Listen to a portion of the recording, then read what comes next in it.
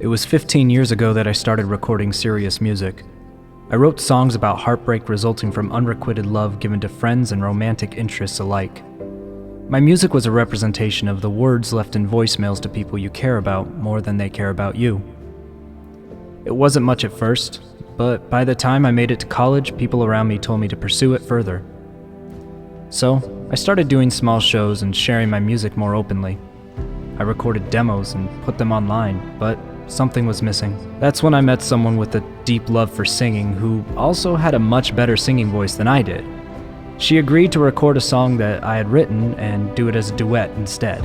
The people who heard the duet were ecstatic. There was an instant demand for me to re-record the entire demo CD I had been working on and have her on every single song. And thus, After the Tone was born. Over the next few months, we would re-record the songs that I had worked on for the past few years as duets and add songs of her own creation as well. Our demo album was done and released near the end of 2009, and I took time off college to pitch the project to labels in Southern California. And sure enough, there were a few labels that were very interested and asked if they could meet with us. So, I called my friend to let her know we'd made it, but she didn't answer. You were my partner, we did this together, but you disappeared like the foggiest weather. The labels were understandably scared away by the lack of certainty surrounding the project, so they rescinded all talking offers. Word quickly spread to the other A&Rs in the area not to work with me. And so the ultimate irony had occurred. After the Tone was stopped in its tracks when I was, yet again, left recording my pain and hurt after the Tone in unanswered voicemails. Ashamed and defeated, I left Southern California.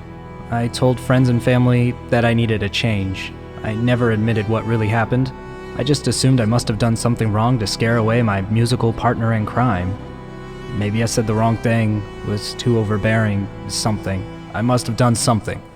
I stopped recording music with the intent of making it in the industry. Hey guys, this song is called Journey Called Life. It's basically the last song I'm going to put in any sort of public forum. I don't know if I'll keep writing songs, probably, but this is going to be the last one that I actually put out there, so. After the Tone would just remain as a background hobby for the next 10 years as I worked on other musical and life ventures. But then, I put on the mask. Everything changed. I found a spark of success as a musician and entertainer. However, in the back of my mind, all I could think about was After the Tone. I still had not, after all these years, admitted to myself or anyone else what had really happened.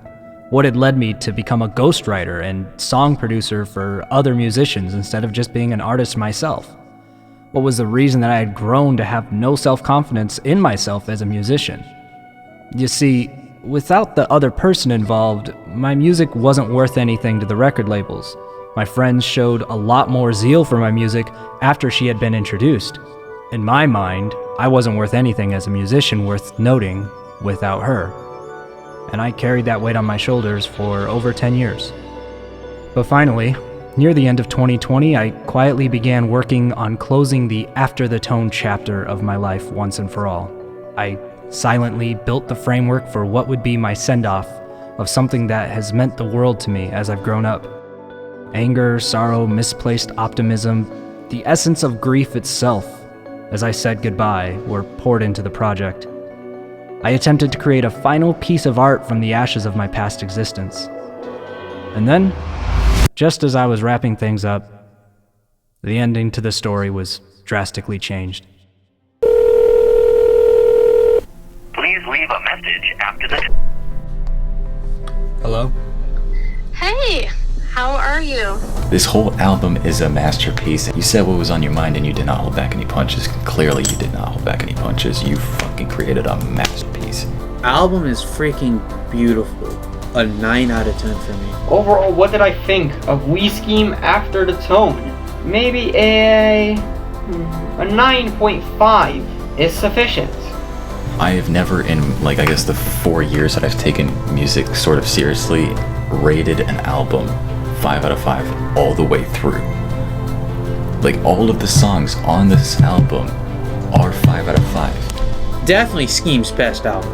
After Tone, the story, captured very well within these 12 tracks. It's his best album yet, better than anything released by Skeem so far. I absolutely love this album.